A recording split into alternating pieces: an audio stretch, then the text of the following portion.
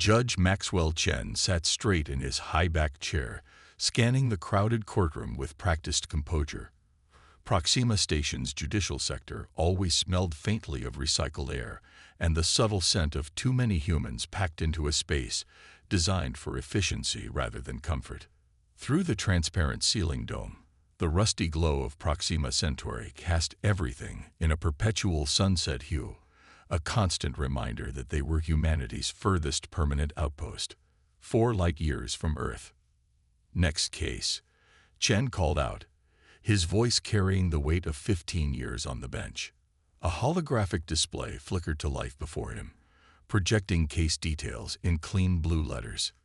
Environmental Violation 39C, Disturbance of Protected Ecosystem, Dr. Amara Okafor. Chen frowned. Environmental violations were becoming more common as the station expanded its research territories. The penalties had been increased last quarter, a decision he had personally advocated for in the Council of Judges. The delicate ecosystems of Proxima needed protection from humanity's endless curiosity and expansion. The court doors slid open with a pneumatic hiss. A tall woman with close-cropped hair and obsidian skin entered, walking with the confident gait of someone used to commanding attention. Unlike most defendants who shuffled nervously to the stand, Dr. Okafor strode forward with her head high, eyes clear and unafraid. "Dr. Amara Okafor," Chen confirmed, glancing between her and the holographic file. "Yes, Your Honor." Her voice was rich and resonant, carrying easily across the room. Chen studied her for a moment. Her credentials scrolled alongside her identity. Ph.D. in Xenobiology, 3 published books on exoplanetary ecosystems, former department head at the Earth Science Academy. Not the usual profile of someone who would carelessly violate environmental protocols. "You're charged with violating Protected Zone 12 on Proxima, specifically entering the crystalline caverns without authorization and removing biological samples from a designated preservation area. The penalties for such violations are substantial. How do you plead?" Dr. Okafor didn't hesitate. "Guilty, Your Honor, but with critical extenuating circumstances." Chen's eyebrow rose slightly. "Proceed." 3 days ago, my team detected a rapid decline in the bioluminescent patterns of the crystal formations in Zone 12. These formations aren't merely geological features. They're living organisms, a silicon-based life form we barely understand. My analysis indicated they were dying from an unknown pathogen. She pulled up her own holographic display, projecting images of glowing blue crystal structures, their light pulsing weakly. I requested emergency access, but was told approval would take at least 7 days. By then, the entire colony would have been dead, possibly extinct throughout the Proxima system. "So you took matters into your own hands," Chen concluded, his tone cool and unimpressed. "I did what was necessary to preserve a unique form of life," she countered. "I extracted samples, identified the pathogen, and developed a countermeasure that I've already shared with the Environmental Protection Agency. The colony is recovering." Chen scrolled through additional documentation that confirmed her story. The crystals were indeed recovering, but the law was clear. "Dr. Okafor, while your intentions may have been noble, the regulations exist for a reason. What if your intervention had made things worse? What if you had spread the pathogen to other zones?" "I took every precaution." "Precautions unauthorized by the proper authorities," Chen interrupted. "You acted unilaterally in a protected zone that exists precisely to limit human interference." Dr. Okafor's eyes narrowed slightly. "Sometimes bureaucracy moves too slowly for biology, Your Honor." The courtroom fell silent. Few people spoke to Judge Chen with such directness. He was known throughout the station as Chen the Unyielding. Fair but strict, never swayed by emotional appeals when the law was clear. "The law doesn't recognize impatience as a defense, Doctor," Chen replied coldly, "no matter how distinguished your credentials." He tapped his console, reviewing the sentencing guidelines. The minimum fine was 50,000 credits, substantial but not ruinous for someone of her standing. The maximum was 5 times that amount. Chen deliberated for barely 10 seconds. Dr. Amara Okafor, this court finds you guilty of environmental violation 39C. You are hereby fined 200,000 credits, and your research access to all protected zones is suspended for 1 standard year. A murmur rippled through the courtroom. The sentence was harsh, especially for someone whose actions had ultimately benefited the ecosystem in question. Dr. Okafor's expression remained composed, but her eyes flashed with something beyond anger. It was almost pity. "Your Honor," she said quietly, "may I speak freely before the court?" Chen hesitated, then nodded once. "Justice without wisdom becomes mere punishment," she said, her gaze locked with his. "One day, you may find yourself on the other side of an inflexible boundary, with lives hanging in the balance and no time for proper channels. I hope whoever judges you then shows more discernment than you've shown today." Chen's jaw tightened. "Your philosophical observations are noted, Doctor. This case is closed." He tapped his gavel once, the sound echoing with finality. Dr. Okafor nodded slightly, almost knowingly, then turned and walked out of the courtroom without looking back. That evening, Chen sat alone in his quarters, nursing a glass of synthetic whiskey, a poor imitation of Earth's Scottish malts, but the best Proxima station could offer. Outside his viewport, the crystalline surface of Proxima glittered under its star's ruddy light. Somewhere down there were the formations Dr. Okafor had saved through her illegal actions. His console chimed with a message from the Chief Justice, requesting his presence at an emergency council meeting the following morning. No details provided. Unusual for routine matters. Chen acknowledged the message and tried to shake off a growing sense of unease. Sleep came fitfully that night, punctuated by dreams of crumbling crystal spires and Dr. Okafor's knowing eyes. The council chamber was already full when Chen arrived the next morning. 12 judges seated in a semicircle, with Station Governor Hidalgo at the center. The tension in the room was palpable. "Judge Chen," Hidalgo nodded in greeting. "Please be seated. We're about to begin." A large holographic display activated in the center of the room, showing what appeared to be astronomical data. Chen recognized the familiar shape of Proxima, but something was wrong. Strange energy signatures pulsed around the planet in patterns he had never seen before. 3 hours ago, Hidalgo began, our deep space monitors detected these anomalies throughout the Proxima system. They appear to be some form of spatial distortions, unlike anything we've encountered before. A new figure entered the chamber, a tall, distinguished man wearing the uniform of Earth Central Command. Admiral Zhao. Hidalgo introduced him. He's brought information directly from Earth. Admiral Zhao stepped forward, his face grave. What I'm about to share is classified at the highest level. 6 months ago, Earth's long-range detection array picked up signals indicating technological activity near Barnard's star. First contact is no longer theoretical. It's imminent. Chen felt his pulse quicken. Humanity had been searching for intelligent alien life for centuries. The signals have been analyzed extensively, Zhao continued. They are not attempts at communication. They appear to be weapons tests, extremely advanced weapons tests. The chamber fell silent as the implications sank in. The anomalies around Proxima, Hidalgo added, matched the energy signatures detected at Barnard's star. They may be probes or advanced scouts. Why are we just hearing about this now? Demanded Judge Keller from the end of the table. Because until today, it wasn't relevant to Proxima Station. Zhao replied bluntly. Earth has been preparing quietly, developing our own defensive capabilities and establishing a response team. But now that these anomalies have appeared here, at humanity's most vulnerable outpost, the situation has changed. Chen's mind raced, connecting dots. You're telling us we're about to face potential first contact with a hostile alien species, and we're the front line. Precisely, Zhao confirmed. Which is why Earth Central has appointed a new station defense director with emergency powers. All judicial and civilian authorities will provide support as needed. The door slid open again, and Chen felt his blood freeze as Dr. Amara Okafor walked in, now wearing the silver-trimmed uniform of Earth Central Command Science Division. Dr. Okafor has been working with Earth's response team since the initial detection, Admiral Zhou explained. Her xenobiological expertise is unmatched, and more importantly, she's made a discovery that may be our best defense. Okafor's eyes met Chen's across the room, her expression unreadable.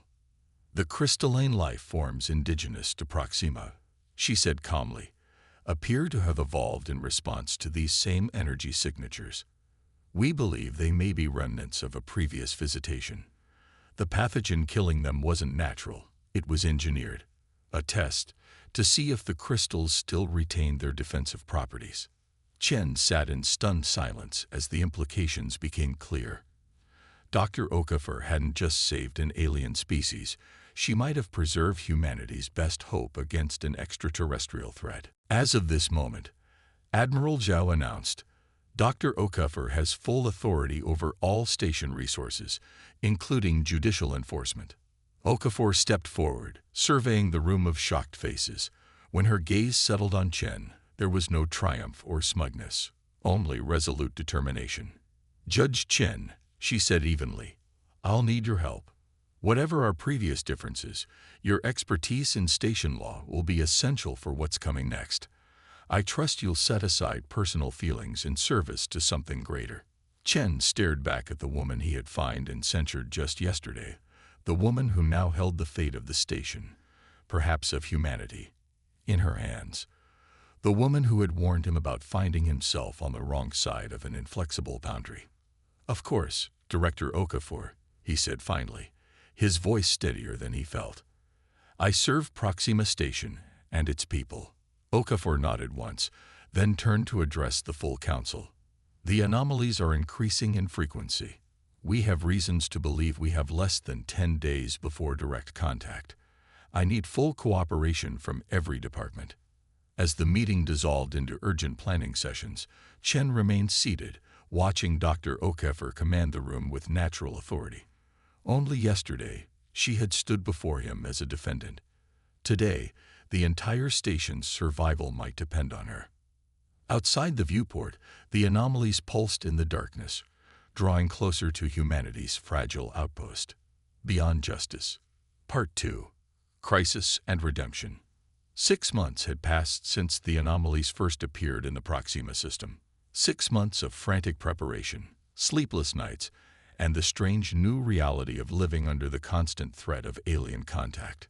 The Interstellar Defense Initiative, hastily formed under Dr. Okafor's leadership, had transformed Proxima Station from a scientific outpost into humanity's first line of defense. Judge Maxwell Chen stared out the viewport of his new office in the IDI Command Center. His judicial robes hung unused in his quarters. Now he wore the gray and blue uniform of the initiative's legal division. The irony wasn't lost on him. From sentencing Dr. Okafor to serving directly under her command, the door slid open behind him. The director requests your presence in the war room, said a young lieutenant whose name Chen could never remember. Chen nodded and followed without comment. The hallways of the command center buzzed with activity. Scientists, military personnel, and civilian specialists, all working with single-minded focus. The fear that had gripped the station in those first weeks had gradually hardened into determination. If humanity was about to face its first interstellar challenge, they would meet it prepared. The war room was a vast chamber at the heart of the facility, dominated by a three-dimensional holographic display of the Proxima system. Dr. Amara Okafor stood at its center, surrounded by her senior staff, her face illuminated by the red glow of Proxima Centauri's digital twin. Judge Chen, she acknowledged as he entered. No matter how many times he corrected her, she never used his new title of legal director. Whether this was a subtle reminder of their past or simply habit, he couldn't tell. Director, he replied with a nod. Their relationship had evolved into something resembling professional respect, though the tension of their first meeting had never fully dissipated. Okafor gestured to the holographic display where a series of anomalies pulsed at the edge of the system. Their changing pattern, moving closer in coordinated formations. Attack formations? Asked General Rivera, the military liaison from Earth. Unknown, Okafor replied. But they're definitely responding to our probes now. Interaction is inevitable within 48 hours based on current trajectories. Chen studied the patterns. Over the months, he had learned enough about the anomalies to recognize that this behavior was new. They're communicating, he observed. All eyes turned to him. Look at the pulse sequences, he continued. They're not random. There's a pattern repeating every 12 seconds. Dr. Okafor stepped closer to him, eyes narrowed as she examined the display. You're right. How did I miss that? You were looking for threat patterns, Chen said quietly. I was looking for signals. A flicker of respect crossed her face before she turned to her team. Analyze those sequences. If they're trying to communicate, we need to understand what they're saying before they reach the station. Hours later, Chen found himself alone with Dr. Okafor in her private laboratory. The space was dominated by a massive containment chamber housing several of the crystalline life forms from Proxima's surface. They pulsed with soft blue light, occasionally sending sparks of energy between their formations. Beautiful, aren't they? Okafor said, watching the crystals with something like affection. When I first discovered them 7 years ago, I thought they were just exotic mineral formations. It took 3 years to prove they were alive. Chen nodded, unsure why she had summoned him here. Their working relationship remained strictly professional. They had never spoken of the courtroom incident again after that first council meeting. The crystals are responding to the anomalies, she continued, tapping a monitor that showed energy readings. Their bioluminescence patterns shift whenever the anomalies change formation. It's like they're remembering. You still believe they evolved as a defense mechanism against these visitors. More than believe. I know it now. She turned to face him directly. The pathogen that was killing them 6 months ago. It contained engineered nanoparticles identical to trace elements we've detected in the anomalies. Someone was testing if the crystals could still recognize the threat. Chen frowned. Why are you telling me this? I'm not a xenobiologist. Because I need your legal expertise, not your scientific opinion. Okafor pressed a button, and a secure holographic document appeared between them. This is a proposed emergency action I'm submitting to the Council. I need your assessment of its legality. Chen scanned the document, his expression darkening as he grasped the implications. You want to transplant these crystal formations throughout the station. Integrate them into our defense systems. These are protected life forms. Life forms that may be our only effective defense, she countered. Their crystalline structures can generate energy fields that disrupt the anomalies. We've confirmed it in control tests. By killing some of them, Chen said flatly, reading further. This would require harvesting over 30% of the existing crystal colonies. Okafor's face remained impassive. Yes. Chen looked up sharply. 6 months ago, you violated environmental protocols to save these creatures. You told me justice without wisdom is mere punishment. Now you're proposing to sacrifice them. I'm proposing to save both species, she replied evenly. Theirs and ours. By your own laws, this is illegal, Chen insisted, reverting to his judicial certainty. Environmental Protection Statute 39 explicitly prohibits. I know what the law says, Okafor interrupted. I'm asking what justice says. The question hung between them, heavy with implications. Chen turned away, studying the gently pulsing crystals. Have you considered that these visitors might not be hostile? That first contact could be peaceful. Every indication suggests otherwise.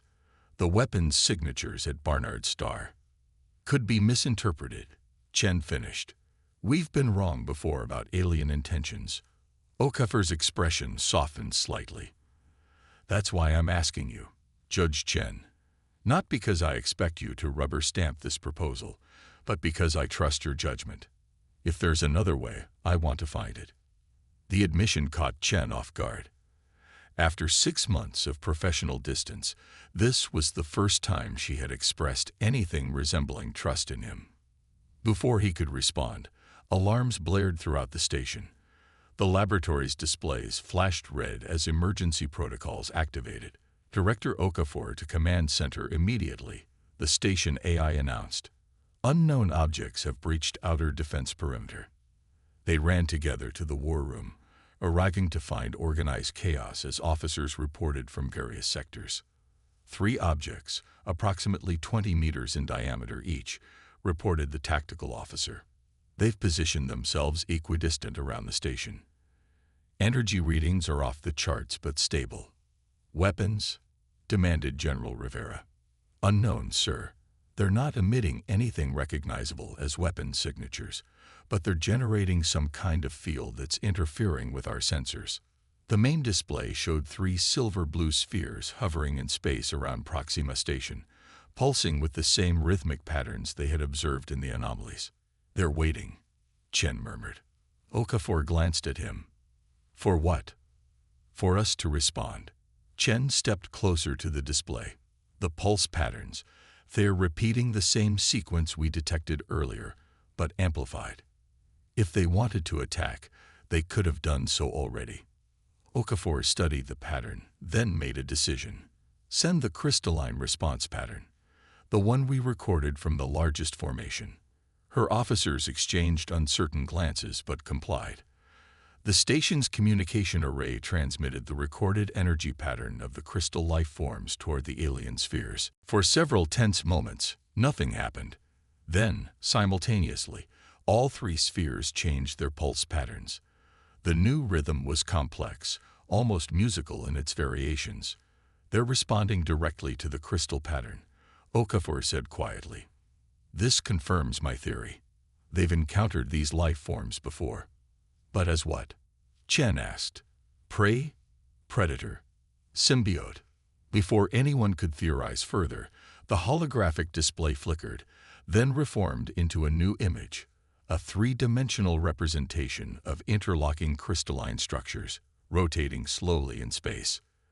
They're showing us the crystals, Chen said, astonished. Not just showing, Okafor corrected, her voice filled with sudden understanding. Teaching. The holographic crystals began to pulse in complex patterns, forming configurations that none of them had seen in the native specimens. Data streamed across auxiliary screens as the station's computers struggled to interpret what they were seeing. It's an instruction sequence, said Dr. Katri, one of Okafor's xenobiologists. They're showing us how to alter the crystalline structures to create. I think it's some kind of communication network. Or a trap, General Rivera countered grimly. A way to disable our defenses. Okafor looked at Chen, a silent question in her eyes. The decision before them was monumental. Trust these unknown visitors and follow their instructions, or assume hostile intent and prepare for conflict. Chen thought of the courtroom 6 months ago, of rigid laws and inflexible boundaries, of justice without wisdom. The crystals were dying when you intervened, he said slowly. Despite the law, despite the risks, you acted to save them. And you were right. He turned to face the room. These beings have had multiple opportunities to attack us. Instead, they're communicating, showing us something about life forms they clearly recognize. I think we should listen. Okafor held his gaze for a long moment, then nodded. Dr. Katri, begin implementing these configurations with our crystal samples. Minimal interference. Observe responses closely. The next 12 hours passed in a blur of activity. The alien spheres remained in position, while the station's scientists worked feverishly to understand the instructions they were receiving. Chen stayed in the war room, watching as Dr. Okafor coordinated efforts across departments with calm efficiency. Finally, Dr. Katri returned with preliminary results. It's working, she announced, unable to keep the excitement from her voice. When reconfigured according to their instructions, the crystals form a quantum entanglement network. They're not just communication devices. They're translators. Translators, General Rivera frowned. Between different types of consciousness, Chakri explained. The crystals are silicon-based intelligence, fundamentally different from both human consciousness And whatever these visitors are, they're a biological interface. Understanding dawned on Chen's face. The crystals aren't weapons. They're diplomats. Mediators between species that would otherwise have no way to comprehend each other. Exactly, Okafor agreed. And they've been waiting for us to figure this out. She turned to her communications officer. Prepare the modified crystal formation for full interface. It's time we had a proper conversation with our visitors. 3 days later, Judge Maxwell Chen sat beside Director Amara Okafor in a specially constructed chamber housing the largest reconfigured crystal formation. The alien spheres had moved closer to the station, but remained in a non-threatening pattern. Through the crystal interface, the first halting communication with an alien intelligence had begun. They learned that the visitors called themselves the Mirai, a species that had evolved in the spaces between stars, beings of energy, and thought rather than matter. They had encountered the crystalline life forms of Proxima thousands of years earlier and had helped them evolve the ability to translate between radically different forms of consciousness. The Mirai had been observing humanity's expansion into space with interest and concern.